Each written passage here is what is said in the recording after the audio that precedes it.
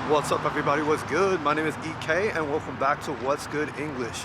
Today, you got me temporarily, at least outside of the bedroom.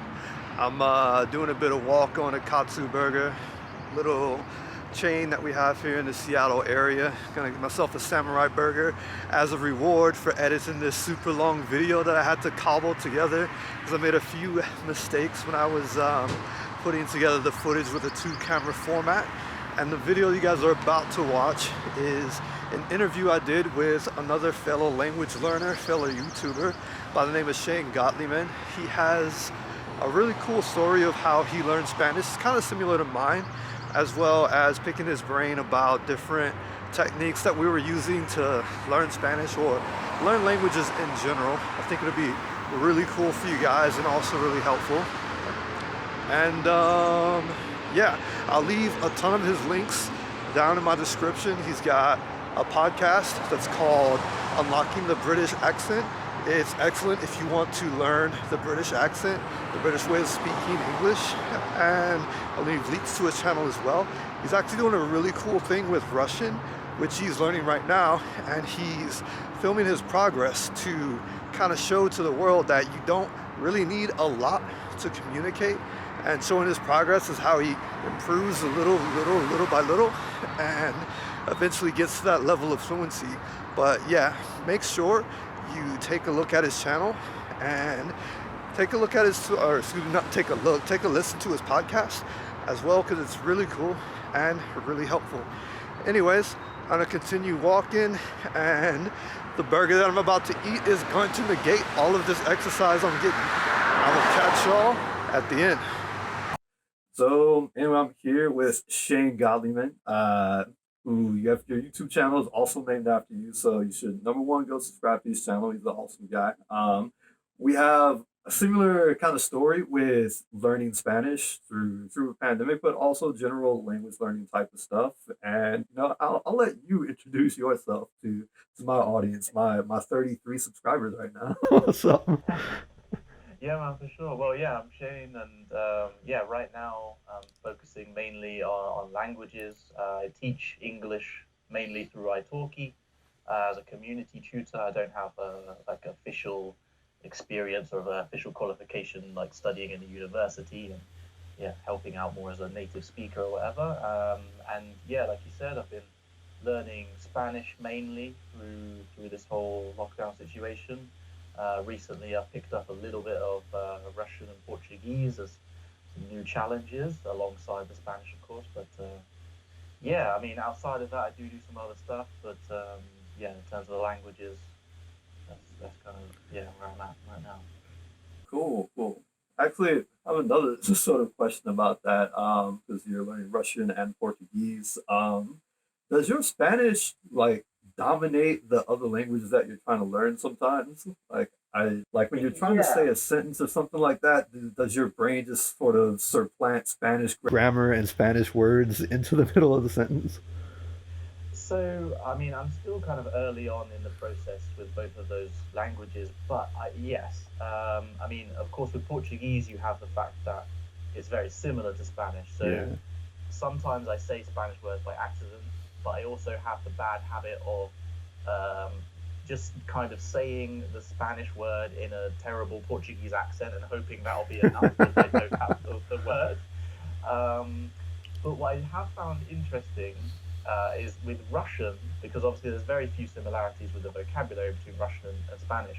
I don't find I say many Spanish words, but the little, I don't know, little stalls, the little pauses, I find myself saying like um, como esto, like I don't know, like the way the thinking words they come out in Spanish, even when I'm trying to talk in Russian or in Portuguese. And I suppose it's because, well, I guess it's because my mind is like, okay, foreign language time, and foreign language is Spanish. So, it tries to do as many things as possible in Spanish. But yeah, certainly more crossover with the Portuguese due to the similarities. But it pops up a little bit. Yeah. Yeah, yeah. I ask you that because what happened to me actually through the whole process of learning Spanish is, like, or learning any language really, like one day you go to bed and you're a language learner and the next day you wake up and you're bilingual. And it's like when my brain took like all of the Spanish stuff that was just kind of sitting at the bottom of my English dictionary and just like basically built a house for Spanish, it also moved all of the other languages that I hadn't been keeping up on just like into that same Spanish. I was like, oh, Mandarin, just get over there. You do that. Like the little bit of Portuguese I didn't know. I was like, hey, you can go over there too. Like, what else we got over here? Japanese, like, you go over there. Like, so anytime I want to say a sentence now in like something that's not English or Spanish, like my brain is just like, oh, dude, I don't know what this word is. Just use the Spanish word or use the Yeah, Spanish grammar. yeah, it's a foreign word, so it'll probably be close enough. My first question for you is like, what brought you to Spanish? Yeah, I suppose sort of general curiosity. I've traveled to Spain a lot of times when I was younger. I haven't actually been for a long time. I haven't been since I started learning Spanish. But so I've always liked Spain. I've always been interested in Spain, and so somewhere in my mind, there's always been this idea of, oh, wouldn't it be cool to learn Spanish? But obviously, I never put any bloody effort into it. I don't know what it was that kind of made this spark work, but I picked up Duolingo out of boredom or curiosity here or there. I've played with different apps or whatever, and for whatever reason, yeah, this time I suppose it was about a year and a half ago now. It just kind of clicked, and I think I kept doing it, and I think when I started to get frustrated with maybe kind of a lack of progress with Duolingo, having to just go round and round and round and round the same thing, that's when I went to YouTube. And I think when I found like the world of language learning on YouTube, or the different language learners and polyglots and all these different people with all these opinions about how to learn languages, and I suppose to discover that it's not just a YouTube world; it's a fully researched subject. It's a very serious thing. There's all these. It's not just random people saying stuff on YouTube. And yeah, so when I found all of that, I think that's what kind of really got me hooked, because I don't think I ever really seriously thought that as an adult you could just learn a language just for fun, for no particular reason, without living in the country, without going through tons of grammar books and all this kind of stuff. So I don't know. I suppose the fact that I saw so many other people doing it made me think, oh, I could do it, and that possibility was what kind of lit the fire. I suppose is what motivated me, because once I think I can do it, then I'm like, wow. Cool, cool, cool. Yeah, I fell down that exact same YouTube rabbit hole of listening to all the different language learning channels, and it's like, oh, this is possible. This might actually happen. Um, and that also inspired you to create your own YouTube channel from there, or? Yeah, I mean, again, that's something that I've said I've wanted to do, like for a reasonable amount of time. At first, I was going to do about this, and now whatever.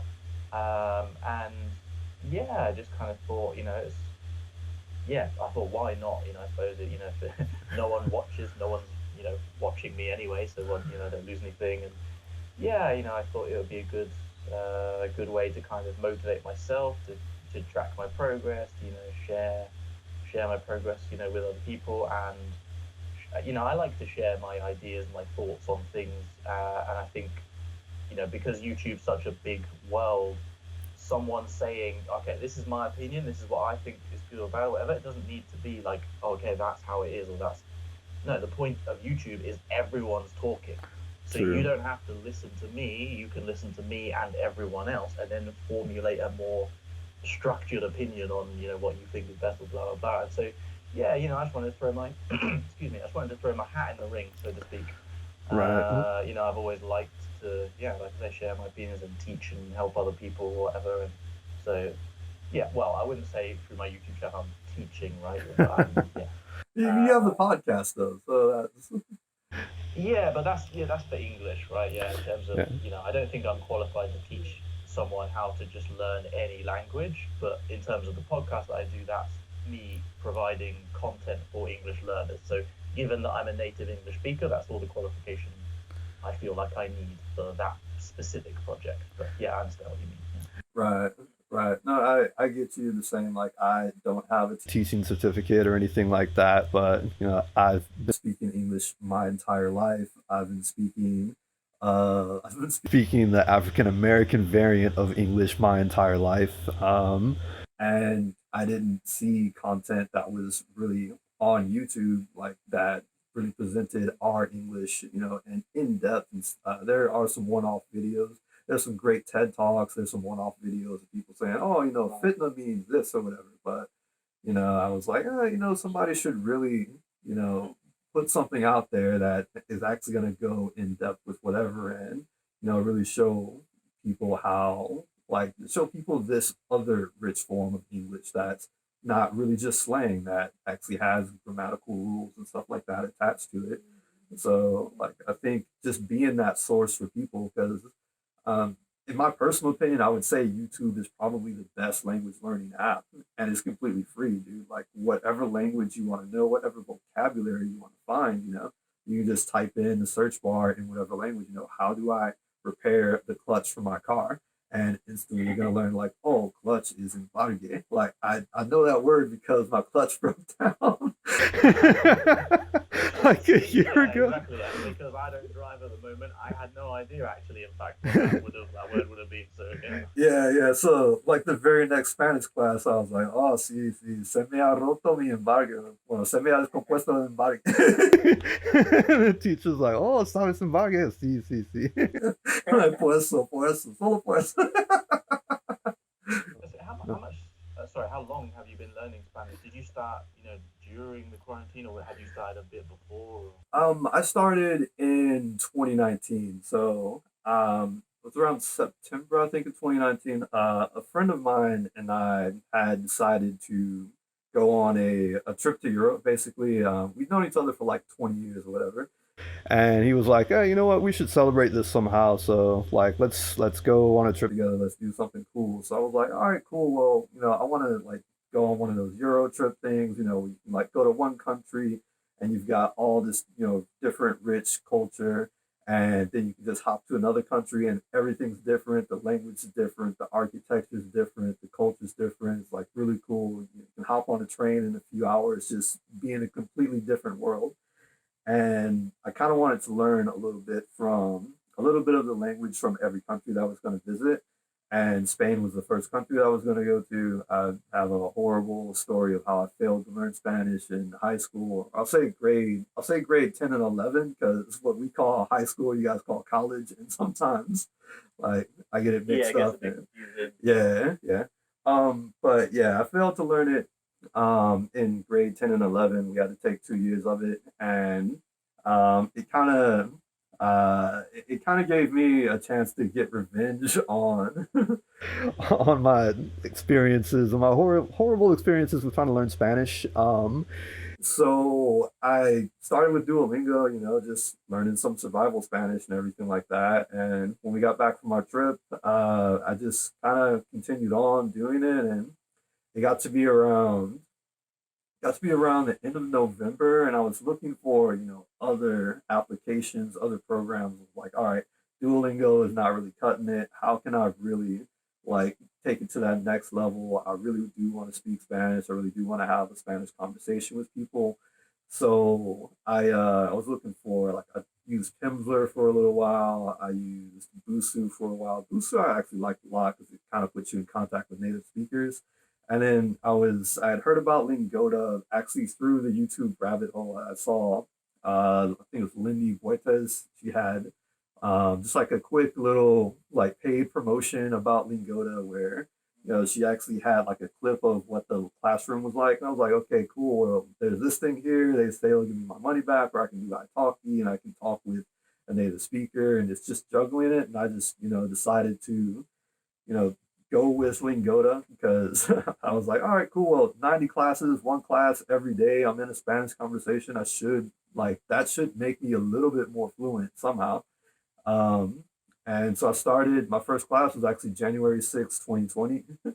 And then, yeah, at the end of the sprint, it was like the height of the whole, like, lockdown pandemic thing. Right. So fortunately enough, I was able to continue working my job and continue to make money. So I was like, all right, well, I'm just gonna stay and ride this whole thing, go the thing out.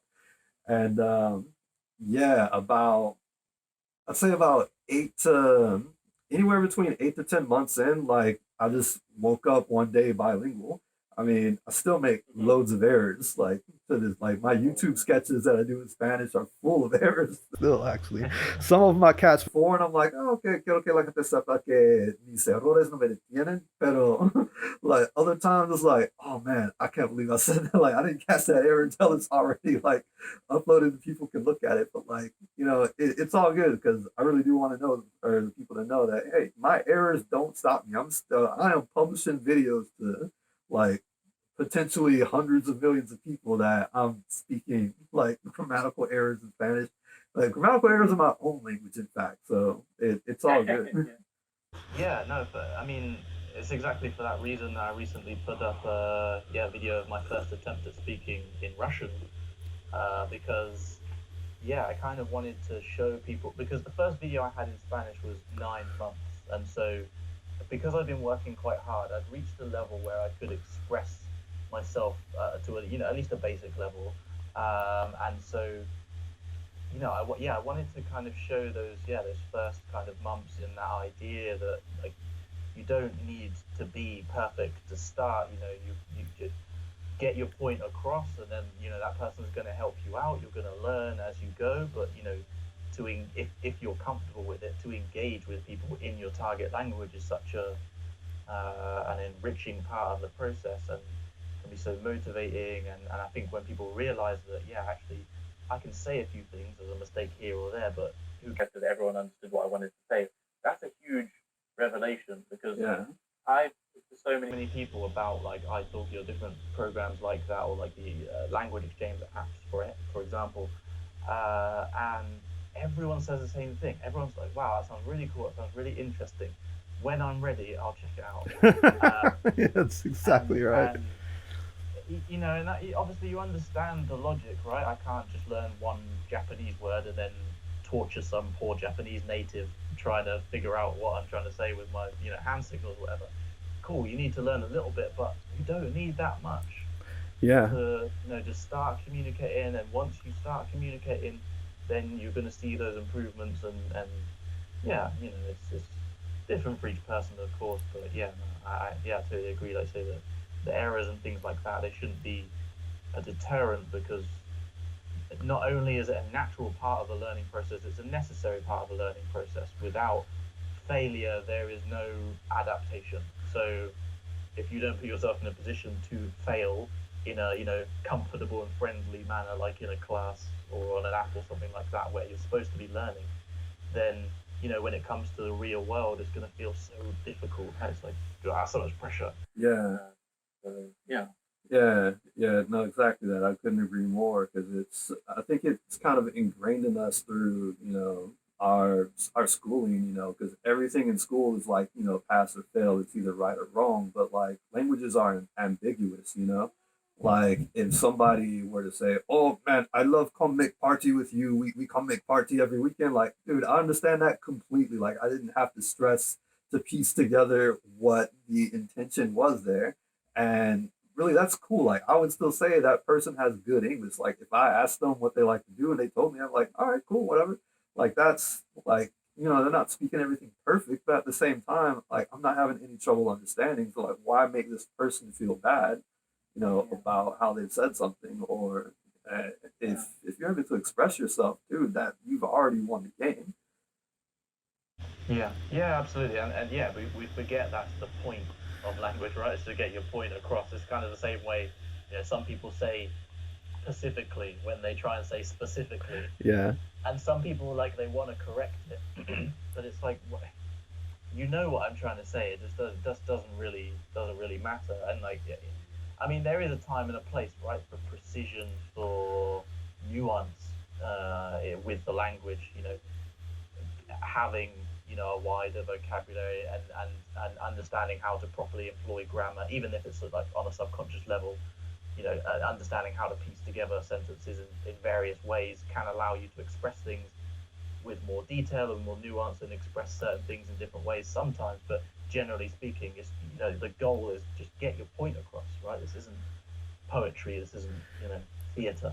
Yeah, yeah, exactly. Like I came like completely around the mountain on that whole process of thinking or judging somebody's language. Like, dude, it's language really isn't something to be judged. Like, I remember when I first started speaking Spanish or learning Spanish, rather, I was watching like random videos and like YouTube would suggest, oh, here's a video of Gwyneth Paltrow speaking Spanish. And I was like, oh, dang, like, wow, she does all her interviews in Spanish. Like, wow, that's super cool. And then, like, as I progressed, I'm like, Gwyneth Paltrow doesn't use the subjunctive like in Spanish. She talks Spanish like a kid or whatever. Like that's she just completely ignores it. And then now I'm like, what does it even matter, dude? Like the people interviewing her understand exactly what she's saying. She actually has more comfort than I do. And sometimes, like I'm always self correcting myself because I catch an error I say and I'm like, oh no, I meant to say this, or I'll say low instead of la or whatever. And like she doesn't do that. So like in some regard, I'm like, okay, well, Gwyneth Paltrow probably has better Spanish than I do. Even though I can hear the errors, like she's not stopping about it. She doesn't care, and like it's honestly good enough. So like, why say she's not fluent, or why say that, why judge like her level or anyone's level if she can get her point across and she can instantly answer back when someone asks her a question about like whatever it is. Yeah, that's it. Yeah, ultimately, those are the skills that matter. Is to get your point across without having to think and stress so much about how to do it. Because yeah, if you have to piece together every sentence, even though it's perfectly correct, it doesn't matter because we got bored and left. So Exactly that. Exactly that. That's why it's sort of the point of my channel. Like I completely just push all the grammar stuff aside, push all of the pronunciation stuff aside. Like I just want to make stuff that normally confuses people when they're learning English, like all weird idioms and common phrases or how we just make words and stuff like that up, like as well as present, AAV and all. But like you're not coming to my channel to pass a grammar test or to pass a fluency test, like an actual standardized test. You're coming to my channel because you want to actually understand like what we're saying. Um, and I completely lost my point of my train of thought there, but I wrote down questions. So I understand what you mean. oh, one thing I did want to ask is like in your process of learning Spanish, because you kind of like did your own thing and went to iTalki from there. Did you have like a certain course that you were working through, or like what materials? It's really funny because obviously in the beginning I wasn't so conscious of, my methodology and stuff like that. I was just, grabbing stuff and trying to make it stick. And so now, because I don't have it so clear, when I think back, it's almost a bit of a mystery to me to think how I even pieced the first bits together. Because, yeah, I was using Duolingo, but I was watching a couple of videos, this person or that person. But I think, to be honest, it really was just lots of random stuff, just an accumulation of lots of random stuff. And I don't know, you start to piece together the basics. And yeah, I think I found like Dreaming Spanish, his YouTube channel, quite early. Those like beginner and super beginner videos obviously help a lot. And yeah, I think I don't know. In those first initial months, yeah, it was just random stuff. But then iTalki, to some degree, even though at first I didn't use it super effectively or efficiently, to some degree kind of brought everything together because it gave me direction. It meant that I knew the things that I wanted to say but didn't know how to say, and so immediately I go off and search for exactly that. And through that kind of process, yeah, I was just kind of accumulating phrases, sentences, and things, and you don't really notice, but through time, you're assimilating the ideas or the rhythms, the patterns, whatever, how these things are put together, and then um, yeah, it just I don't really know how, but it starts to piece One day itself you just wake together. up fluent. I mean, to some degree, there is one day where you look back and you kind of think, well, you look at yourself and you think, I feel like I can probably speak Spanish now. Like, there's some thing or some event, or I don't know. Yeah, it's something happens, but yeah, there is one day where it feels like, you know, from last night to the next day you become fluent. Obviously, it's the exact opposite. It's the accumulation of long term Yeah. work and many hours. But yeah, one day things just click. And you know what? That's one of the things that annoys me the most about language learning, because to people that haven't learned a language before, none of them bought that. No one believed that. But That's you know, true. you hear other people say, "Oh, don't worry about it. It'll work itself out one day." Keep uploading to YouTube. Just be consistent. It'll go. If you keep doing this, it'll be better. And you think, yeah, it's easy for you to say because it's that. I feel like it's a little bit like that. Once you've already got a handle on a language, you realize there's a moment where things just click. But then when you say that to other people, they kind of go, "Hey, yeah." But it's hard to describe that experience and how that comes together. Why one day could I understand almost nothing, and then a week later I was, having conversations about all kinds of different, abstract ideas. It's weird. Language learning, language acquisition Yeah. is weird. Yeah, it really is. Shout out to Dreaming Spanish, by the way. I absolutely love that channel. I stole his idea from my story time Tuesday episode. That is a complete rip from that channel. I have to tell Pablo one of these days, like, yeah, I stole your idea. I did Yeah. kind of make it my own and insert some more I mean, I have colloquialism. seen that he's happy for other people. He encourages other people to go off and do that in other languages. I know there's a Russian, comprehensible Russian channel who was directly inspired by him, and I think they spoke and talked about it and stuff. So I don't think it's something that he pretends like he's invented this thing and no one else can touch it. But yeah, obviously to show a bit of recognition, just to say, hey, this is where I got the idea from. Is always it's nice Yeah. to Yeah, completely lifted. Yeah, did you bring like a certain agenda to every one of your iTalki conversations, or like what's your strategy behind, um, I don't know, like when you start an iTalki class? Like I personally, Yeah. like I just go into it completely blank, and I'm like, oh, what are we going to talk about today? What's in general? Yeah, so I started off with no plan, no ideas. Like say, just turning up and being like, well, we'll see what happens today. And I found that at first it was pretty beneficial because actually I kind of needed to go through a lot of the same stuff. How was your weekend? What was this like? What did you do here? Even though it was slightly different each week, maybe it's generally the same stuff. But quite quickly I got bored, or not bored, but a little bit. I was noticing a bit of frustration, like a lack of progress or whatever. And so yeah, I started to think about looking for other teachers and stuff like that. And to be honest, it took me a while to think about, taking control of my own learning and having my own agenda, as you said, to uh, what I wanted to learn, because I got really lucky and actually found a teacher on iTalki who did basically exactly what I was needing, which was just to bring a different topic each lesson and just ask me questions about different things. And so, I don't know, for example, if this week we're going to talk about creativity. What does creativity mean to you? Do you think people are born creative, or are kids more creative than whatever, blah, blah, blah. It Cool. could be any topic. But just having that exposure to a variety of questions gave me the opportunity that I needed to develop the skill of working my way around things that I didn't know exactly or didn't understand, so to try somehow to describe what I had in my head. And then again, through that process, like my tutor would be able to say, oh, this is what you want to say, right? We say this. Oh no, we don't say that. That sounds horrible. Say it like this. And that was great. So basically, what I do now, because he's off doing other stuff, unfortunately, they're busy now.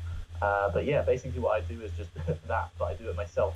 Cool. So I just think of different things that I would like to talk about, and I just find tutors that are happy for me to say, hey, can you, I don't know, think of a few things to talk about around this subject? Because I think it's important for you to be in control of what you're doing, for you to be in charge of what you're doing. But at the same time, there's a lot of effort in a foreign language, right? Yeah. So, being expected to start and maintain a whole conversation in another language is not easy because you're worried about even just saying anything, let alone interesting questions or different angles of looking at things or whatever. So I do like the for my teachers to have a bit of initiative themselves, I guess you could say. But at the end of the day, yeah, it's you that wants to learn. It's your learning, so you need to you know decide what it is you want to learn, why you want to learn it, and learn those things because um, yeah. Often, I think my problem starting out was I didn't have a goal. Well, I did, but it didn't mean anything, right? I wanted to learn Spanish. Cool. What does that mean, right? Like, if I say I want to speak Spanish, I can just say hola, and that was me speaking, and it was in Spanish, so both boxes ticked. But obviously, that isn't what I thought in my head when I said about speaking Spanish. But I think once I started to recognize what I did and didn't want to do with the language, what I did and didn't really want to learn about, that made a big impact as well. So I started watching content about specifically this, and okay, fine, you keep forgetting the word for this kitchen utensil. I don't care. Leave it, right? And so I'm not going to focus on the stuff that's supposedly important. I'm going to focus on the stuff that's important, to me. So yeah, basically that's what I try and do now is to find someone open to talking about different topics and just ask talking about random whatever really, but yeah, just ask questions and give me the opportunity to think on my feet and stuff. And yeah, I mean, I suppose now it's become a little bit more open again, where I'm not necessarily taking classes like right every Monday 10 a.m. like I was regularly. I'm now a bit more relaxed with it, but so sometimes I just have classes with people I haven't had a class with before, and Yeah. it's just like that I haven't had a class with for a while, and it's like a general catch up. It's like just Cool. how have you been? I haven't seen you in a couple of months. You still living here? What happened with this job? So that um, because I suppose the communication side I've got a little bit better now, so I almost want to focus on the flowery stuff, the day to day is the Yeah. how you speak with your mates and things. And so yeah, again, it's that thinking about what is it you actually want to learn, what you're focusing on. So um, yeah, I think I've rambled about several different unrelated things during that, but hopefully somewhere within that was an answer to your actual question. No, no, it's all good. It's all good. I want to hear as many different people's, strategy for iTalki tutors. Because I mean, it's like, yeah, when I'm recommending iTalki, like I can really only talk about, what I do, and I generally go into every conversation cold. I've one iTalki tutor that she'll send me like a video a couple of days before our session, and then we'll spend the first 20 minutes or so talking about whatever, and then we'll talk about the video or vice versa or whatever. And usually I book my sessions for about an hour because that's what I was accustomed to with Lingoda. I had another teacher who I really love doing this. She would have me tell her stories, just like different myths or legends or like stories about books that I read. And it was really cool because a lot of the times I don't get to use a lot of different tenses or different subjects. Like I don't get to use the to form that much, or I don't get to use like the ustedes or vosotros or whatever. But now, if I'm telling a story, that's I'm narrating it from different points of view of the different characters, so I get to use all of that, and that's helped me out a little bit with some conjugations and things like that, and help the words come a little bit faster when I'm in a conversation. It was like literally every week. So you're like, okay, what story are you gonna tell me this week? Like, oh, okay, well, I'm reading this Norse mythology book, so I got all these stories about Thor and Loki. It's like, okay, well, cool. It's like, oh, I read this other like short story thing. I want to tell you this now. It's like I was getting excited, taking down notes and Yeah, stuff. yeah. Yeah, I would take down notes in English and like just like really basic stuff, and then just try to tell the story based off of the notes that I had, just all in Spanish, and it worked out like phenomenally. It really helped grow the whole process. So, and then other people I just talk about regular day to day stuff, current events or whatnot, just to basically feel comfortable in whatever conversation. I think like I don't think there's con el pole dancing y tal, bueno, o la fuera hacerlo, a certain path you have to follow. to gain fluency or to gain comfort. Like really, it's just you kind of have to speak and listen to what people are saying. You know? Yeah. Yeah, absolutely. Yeah, yeah, exactly. Yeah, you've got to think about what kind of different stuff you want to learn, and yeah, I think it's good to have different people as well. Different, they're going to talk to you about different stuff, different styles of teaching and communicating in general. And yeah, like I say, sometimes you need to be given those opportunities to use the things, the types of words or vocabulary or tenses, like you say, the conjugations, different things that maybe you don't always have an opportunity to use so often. So yeah, yeah, sure. De hecho, quería tener un poco de nuestra conversación en español, si, si quieras. Podemos intentar, sí, a ver qué pasa. Por supuesto, cuando estoy hablando español no puedo pensar en lo que quiero decir, o bueno, se me ha ido mis ideas ahí, ¿no? Pues con tu canal, ¿qué planes tienes para el futuro con tu canal, con tu podcast y tal? Sí, bueno, con el canal creo que seguir desarrollando, seguir subiendo vídeos de mi progreso, del proceso en general, de aprender idiomas. Y la verdad es que me gustaría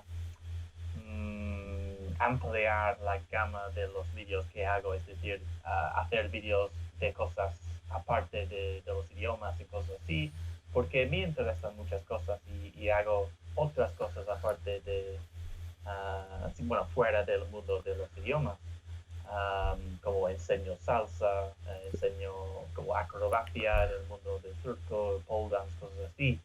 Y sí, me gustaría hablar un poquito de, bueno, no solo aprender y desarrollar habilidades con los idiomas, pero en general, ¿no?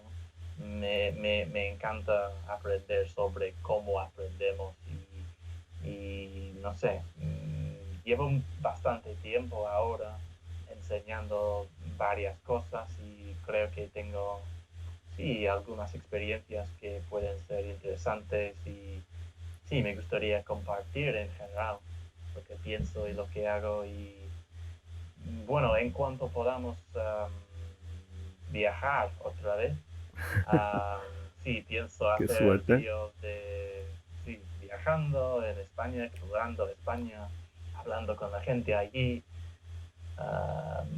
y sí, muchas cosas. Y con el podcast, pues no sé, no mucho más ahora. Estoy contento con cómo va ahora y sí. Probablemente en el futuro tendré algunas ideas para no sé, crear más contenido. A mí me gustaría escribir un libro como de cuentos o algo así Bueno. para estudiantes, pero eso sí es en el futuro. Y sí, creo que eso. Bueno, he visto tus videos de acrobático con el pole dancing y tal. Bueno, ojalá fuera a hacerlo, pero no. Especialmente ahora estoy muy fuera de forma. Bueno, sí, fue hace unos años, pero sí, no, siempre no he tenido la habilidad para hacer pues un handstand, no sé cómo se dice en español, pero Yo tampoco, parada de manos, quizás, no sé, handstand. bueno, el vocabulario, pues, un poco raro, al menos para mí. Bueno, yo hablo mucho sobre, bueno, sobre cosas, siempre sobre cosas que me dan ganas de hablar, básicamente. No puedo hablar mucho sobre autos, sobre, eh, bueno, ¿qué más? Sobre la medicina y tal, pero realmente no tengo muchas ganas de tener estas conversaciones, así que por qué aprender vocabulario ahora mismo cuando puedo aprender otras cosas? ¿Vale? Em, ah, ¿cuál lugar sería su primer lugar para viajar cuando, bueno, creo que puedes viajar ahora, pero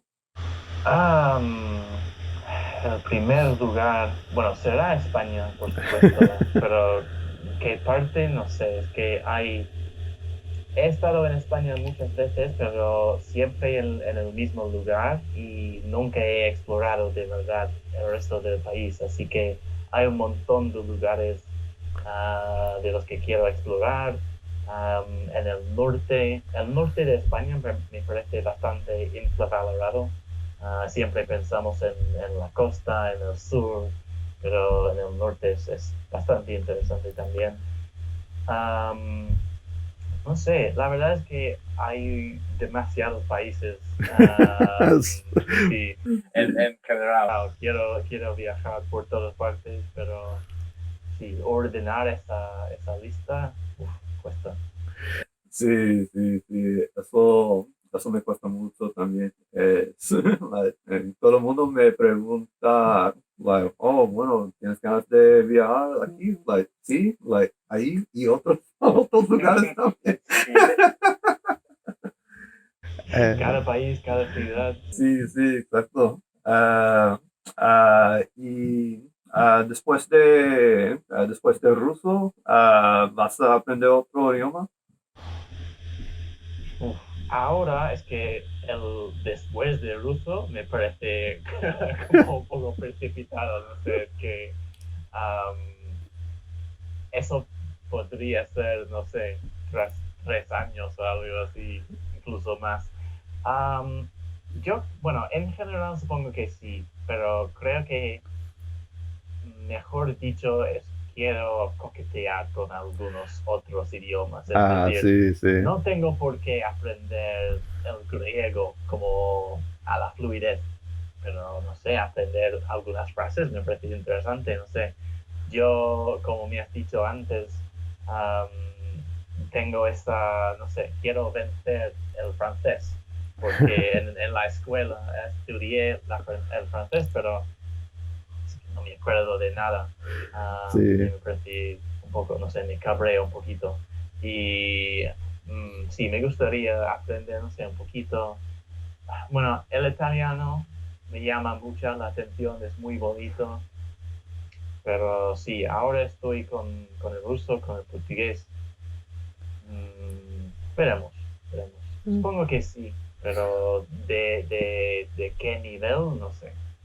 Bueno, pienso como tú, es que Sí, quiero, bueno, este año voy a enfocarme en mi aprendizaje de español porque quiero que mi nivel sea un poco más alto. Pero después de eso, tengo ganas de aprender, pues todavía necesito decidir entre árabe y francés, porque quiero viajar a África, y ambos idiomas son muy útiles para hablar con la gente ahí. bueno, también puede ser afrikaans o holandés, pero tengo más ganas de aprender árabe o francés. Y también, bueno, uh, cuando era estudiante en la universidad estudiaba chino mandarín y Se me ha ido casi todo, así que bueno, bueno, creo que eso tiene mucho que ver con cómo aprendemos idiomas en colegio, en las escuelas y tal. Pues no es como, no es el mismo proceso que, bueno, que usaba para aprender español, así que, bueno, por ello, pues las palabras no me quedaban. Y bueno, quiero intentar otra vez, pero realmente no tengo ganas de tener el mismo nivel que tengo en español en otro idioma, quizás B1 o B2 para que no olvide la lengua, pero es que es mucho trabajo, es un gran proceso y tal, y bueno, no sé cuántos idiomas pueden, pueden quedarse en mi mente. Sí, es eso. Siempre tienes que pensar si vas a aprender un idioma nuevo, tienes que mantener los demás. a la vez y o no sé, olvidar uno bueno, olvidar un poquito, sí, hay ventajas y desventajas Sí. Sí. Bueno, no tengo más preguntas, así que Bueno, nada, bueno, quiero agradarte para estar aquí conmigo y, no, un placer, hombre. sí. Y bueno, que tengas buen día, buena semana, mucho éxito en tu canal, en tus estudios, en tus viajes y tal. Y sí, Igualmente, sí. Y sí. un placer hablar contigo. sí, por supuesto. And here we are back next to my painting and Killmonger. Anyways, thank you so much for watching that video. I hope you found it helpful. I hope you can take something that you heard in there and use that in your language learning journey, or that we've possibly said something that's reaffirmed something you already thought about language learning. Anyways, huge shout out to Shane. I've got a bunch of his links in the description, so please go check those out. Also, if I've done this correctly, you should be able to find his videos here, as well as a link to his channel. And if you're new here, coming from Shane's channel, you can find my stuff right here. Anyways, I will catch y'all in a couple of days with another video, and thank you again for watching this. Ciao.